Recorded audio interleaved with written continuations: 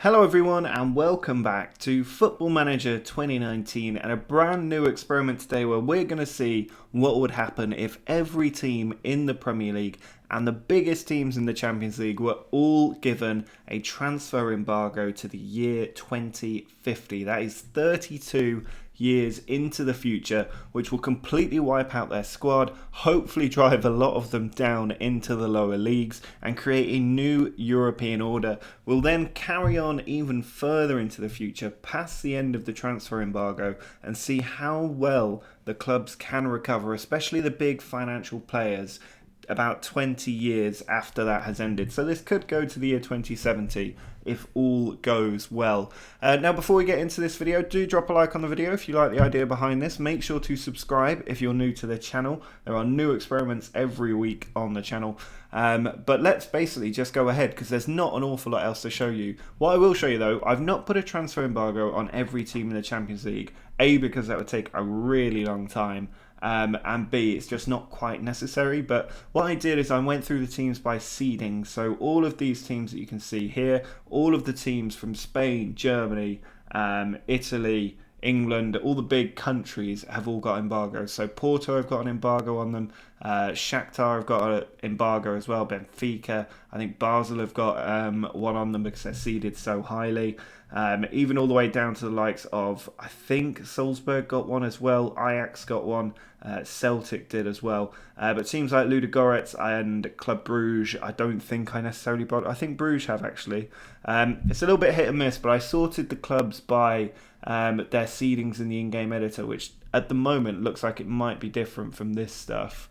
And then basically put a ban on all of the top teams. So we should get a new European order established pretty quickly, and I'm interested to see whether that generates from some of the smaller European countries or whether some of the teams in the other big European leagues manage to break through and get a grip on the Champions League before the Championship clubs can make it up into the Premier League, get their resources. There's a little bit of a race for dominance here because whoever gets to the top of the Champions League first is going to get the most money in, and the English clubs will naturally benefit from the huge money in the Premier League that gets dished out to the winner.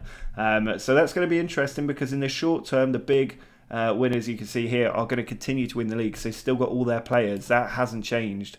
I don't know why I decided to show you Arsenal's players. They're not the big players. Let's go to Man City. All of these players will probably stay at Man City because they're not going to be picked up by any other club with the financial firepower. One that I am expecting to do reasonably well, there's a couple of clubs in Italy that didn't qualify for the Champions League that have a bit of financial muscle. There is also a couple of teams in Germany. I'm thinking of Leipzig in particular. I don't think they're in the Champions League this time around. And I think they could really do well because they do have some financial muscle behind them. So there's a few things to look out for here. Let me know in the comments what you think is going to happen. Because what I'm going to do in this part is just jump forward 1 year at a time, maybe 3, 4, 5 years into the future, and just have a look at how the league has finished up, what the big transfers were, and who's been winning the Champions League. So let's jump ahead to the end of the first season. Well, we are now 1 year in the future, and you can see that Liverpool have finally won the Premier League for the first time since 1990, I think it was they last won it. They've beaten Man City to it, but interestingly, City, Spurs and United all finishing on exactly 83 points, but Spurs and United had the exact same record, which isn't strictly true because United won more games, and I would have thought winning more games would put you above the competitor, but apparently Spurs have been randomly chosen over Man United after both teams finished on 83 points with the same record. Now there's not a lot else to see here. The interesting ones are Southampton, Palace and Cardiff, who got relegated. I think they're going to be hurt quite badly by that going down to the Championship because they're going to have to fire sale a lot of their players who won't want to be in the Championship. But let's just have a quick look at the transfers that took place last season. Now you can see Danilo's gone to China. That's where a lot of these players are probably going to go if they don't want to stay at the clubs they're at the moment. China is the most likely destination. You can see Juan Mata went to LAFC for 11.5. Lanzini has gone to the Emirates. And Dragovic has moved to Southampton. That must be a pre-existing deal there. They definitely are under transfer embargo, so that must be a pre-existing transfer. Just looking at any other big names that might have gone out here, you can see Salzburg picking up Okazaki. You can see Basel were not placed under embargo because they've signed Javi Manquillo. Now, some of these transfers can also be options being exercised. If the transfer had already taken place on a loan basis with an option to buy, that doesn't fall under a transfer embargo in the game at least. So you will see some transfers like that do follow through. But generally, there's not an awful lot of movement here, and there's certainly not anything going into the Premier League. Just Dragovic going to Southampton from there. And then a load of frees. Danny being signed by Newcastle. Albon Toza going to Cardiff. But there's not a lot else really to look at there, just an awful lot of loan deals. And you can already see in the new season, so the big headline is Higuain going from Juve to Chelsea. That's already in his contract. That was just an exercise to buy, has allowed Chelsea to pick him up from Juve. And Barreca going to Newcastle. Again, that must be some sort of pre-existing deal for him to join like that. He's joined on the 14th of June. So that looks like potential, but you can already see Aston Villa spending a little bit of cash. There's probably going to be a little bit more of that going on as well, as they flex their financial muscle. But at the moment, Liverpool, the winners in the English League. In Spain, you're going to see a lot of the same. Barcelona, Atletico Madrid, Real Madrid and Valencia all staying in the top four despite all being hit with the embargo. The transfers here, going back to the previous season, there will be transfers in this league, but you can see there's not a lot of money being spent because there isn't much money in the Spanish league beyond those big clubs we've already mentioned. So not a lot of surprise there. Barcelona winning the league by a comfortable margin. In Italy, we can see just a points deduction down there, but Juve is still going to clean this up and will do for a long time to come, I think. Inter, Napoli, Lazio in there, but they've got the best strength in depth in their league outside the Premier League, I think. So they could be a real challenger to watch as we go forward here. And you can see Gonzalo Higuain, the big transfer, but Federico Fazio's gone to China, Falque's gone to China, Red Bull Leipzig picking up players here. This is what I was expecting them to do. If we just look at their transfer history individually, only one player to be fair so far, so they're not doing that much. But in the Bundesliga, Bayern still winning the league, 4 points clear of Dortmund. I don't think there's going to be a lot of transfers here. And indeed, there aren't. Not a lot of money being spent in any of these leagues. So that's an interesting one. If we go to the Champions League and just have a look. I mean, like I said, there's not going to be a lot happening in this first season. Juventus have actually won the Champions League this year. Going back and have a look at the final. They beat Atletico Madrid, which was a surprise final, really. With City and Bayern getting knocked out in the semi-final stage. Quarterfinals, Hoffenheim and Porto in there. It's quite interesting. But Real Madrid and Spurs also knocked out, so Barcelona not making it that far. But that's it for the first year. Let's go forward. We'll probably jump a couple of years forward now. We want to start to see things move a little bit more quickly.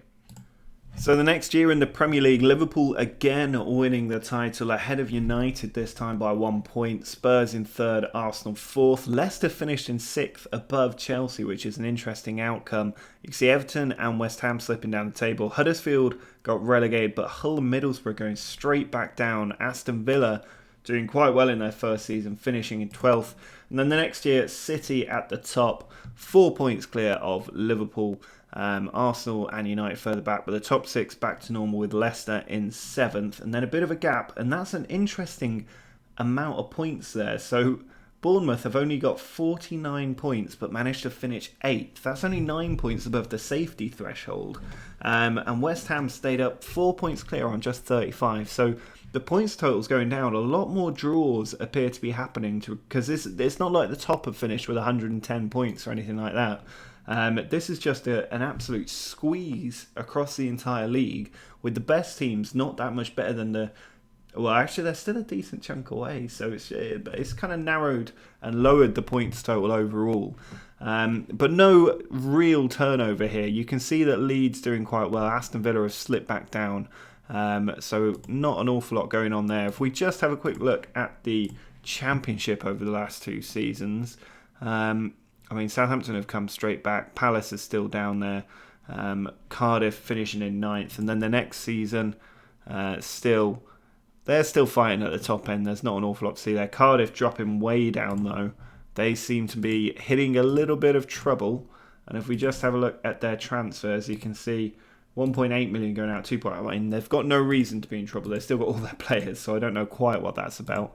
But jumping back into the Premier League, if we look at the transfers for the last couple of seasons, you can see Leipzig popping up here again with 39 million for Diego Jota. Lovren gone to China. Danny Ings went to Southampton. Adam Smith going to Villa. Dendoncker, that'd be a pre-existing deal, going to Wolves. A couple of players leaving West Ham. Chelsea have lost a couple of players going to Red Bull Salzburg, who could do quite well in the Austrian league, picking up these sorts of players. Middlesbrough signing quite a few, but not for very much money. The following year, you can see the Championship clubs who come up into the Premier League starting to dominate the spending. They'll be getting a bit more revenue coming in now through the Premier League, and they will begin to start climbing that table. So Wilf going to Aston Villa is an interesting one. Bernard leaving. Kevin Campbell going from Leipzig to West Brom as well. These are some decent Premier League players going out to these clubs, and that's how you start to build the squad you need to do well. But there's no major transfers being moved anywhere there. So the Premier League starting to see those Championship clubs build up a little bit. Now if we head over to the Champions League, we can see the last two trophies won by Juve and Manchester United. I just want to have a quick look at how some of these teams are doing in the other European leagues. You can see AC Milan actually winning their title here. Juve won it the season before. Still not a lot of upturn in the top of that table. It will be a while until these clubs can actually break into the top there. But looking at their transfers, you can see a little bit of money starting to go out from some of these teams, but they just don't have the financial firepower yet to really compete. Now moving into the Bundesliga, past winners Borussia Dortmund and Bayern. That's not outside the range you would expect to see, but Leipzig are spending the cash now. That's over 100 million spent on a few decent names. Christopher Ayer's gone to Bayer Leverkusen as well. They could be a dark horse in this experiment, but otherwise no major players in that league, and nothing going on in the most recent season again. But Leipzig are the team splashing the cash here beyond the pre-existing transfers. A couple as well for Bayer Leverkusen, so it could be those two who end up fighting for the title. I just want to see how far away they are. So Leipzig actually finished just 6 points behind Bayern, and Leverkusen now just 1 point behind Borussia Dortmund. They've closed that gap a little bit, although Leipzig only 3 points off the year before that, and only 5 points off the year before that. So they are going to win this league in not too long. And then if we just head over to Spain, or the Spanish, that's just the worst way to try and find that. Just jump back to the Champions League and do it that way. We can see Real Madrid in the Spanish First Division have won it, but Atletico Madrid won it the season before, which is interesting. Obviously, they were in a Champions League final. Valencia finishing second on 86 points, but they've still got a stranglehold on this league, the top four. But Villarreal have broken into it ahead of Valencia and weren't too far off Barcelona and Atletico Madrid. That could be the league starting to turn around there. And you can see a huge amount of money there. That's Frankie de Jong. These are the existing transfers again. And then Zhang Zhu for Escudero.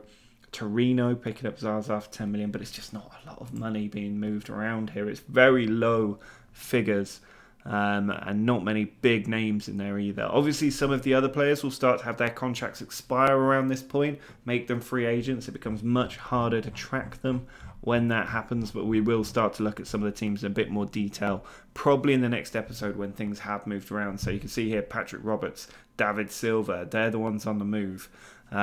Already at this point. Pedro going to Real Betis.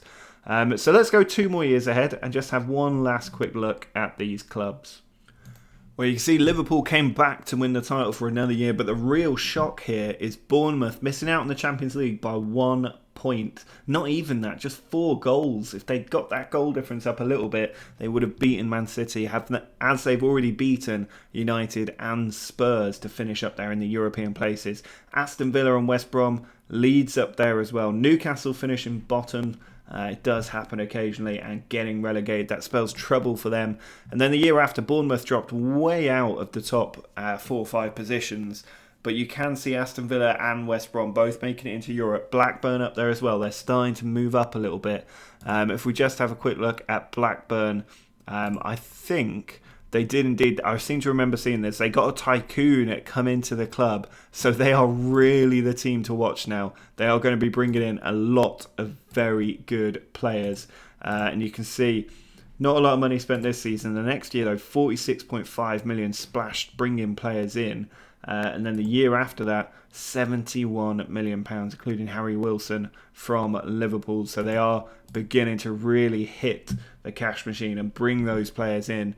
But Liverpool's still dominating the league at the moment. Just looking at their senior squad by value, you can still see they've got all their big players tied to contracts for quite a couple more years now. 2-3 years. Wijnaldum might go soon, but generally they've got their players pretty tied down. But the number of big name players kind of cuts off here, so a lot of them have already left, which is quite interesting. You can see Chelsea have sort of nosedived a little bit as well.